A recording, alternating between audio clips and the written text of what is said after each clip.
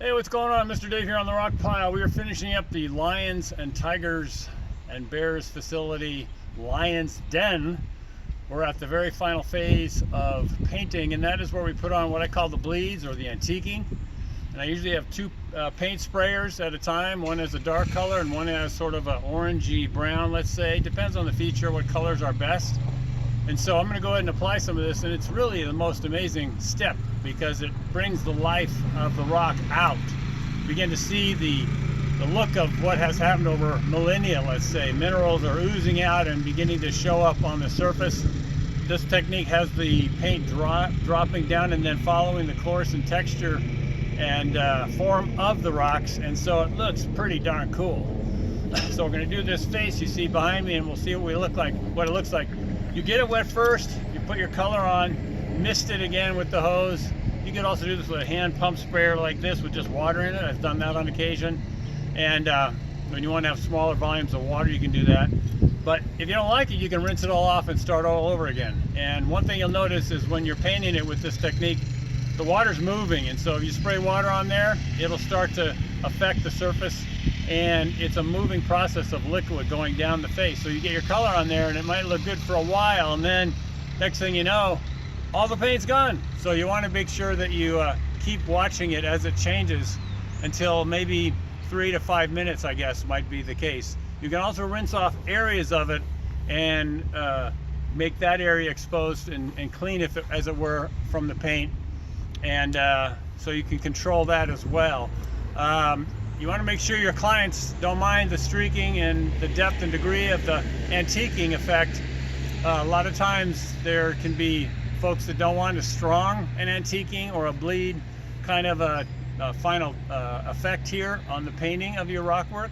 So I always try to connect with my clients and demonstrate and show them what I'm doing and sort of get them to sign off on the amount of color that we're adding, the amount of crack accentuation, which is part of what this is about. It helps separate the stones on your feature as well. So a little bit of the details and ins and outs of adding the final texture coat paint bleed, as it were. So I'm going to walk over here and we'll get it started here.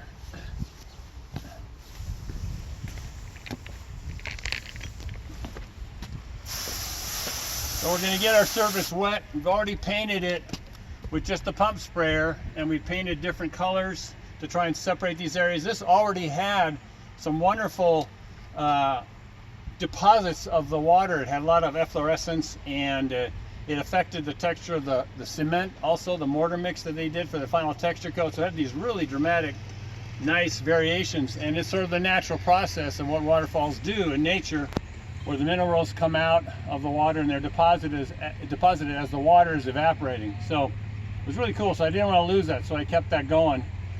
So we get it wet, and I'll start over this side. We have the sort of a brown. If you do black, sometimes it goes blue, so I don't put too much black on anymore. I try to use more of a dark brown, which is what this is. And then I've got sort of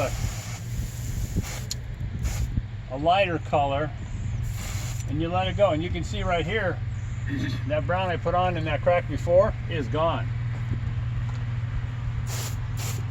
So a lot of times it'll look good for a while, and then you look back and like, where'd the color go? How much water you put on will also affect how much the strength of your bleeds will be. It can look pretty dramatic, and then it'll start to fade away. You'll notice that there's drips that start to occur. You want to make sure you keep track of it, because if it has a paint drip, the person, you know, when you see rock work that has a drip, it looks obviously like paint was on there. And we don't want to do that. We want to make it look like God made it, and time took care of that and got us these interesting effects. So you can see how it's starting to separate out, get those streaks going. They really add a wonderful touch to everything. Add a little bit of green over here, which you can kind of tell. You can put down the orangey brown first, and then come back with your darker colors if you want.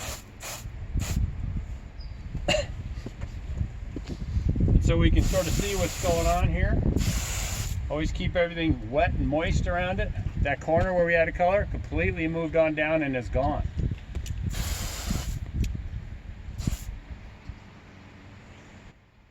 And if you don't like it, you just take it all off.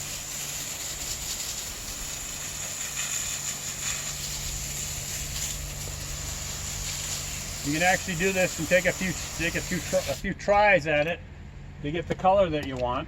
And so that's the technique. You just put it in the cracks, add the dark.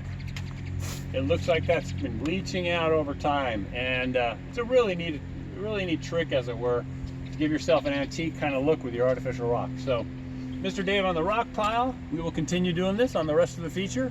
And if you want to find out how we do this, you go to davehenderson.podia.com, davehenderson.podia.com. Have some free PDF downloads you can check out, and some courses there if you want to invest a little bit in your understanding and your growth in this field of artificial rock construction. It's pretty cool stuff, man. You can make anything, any size, scale, scope.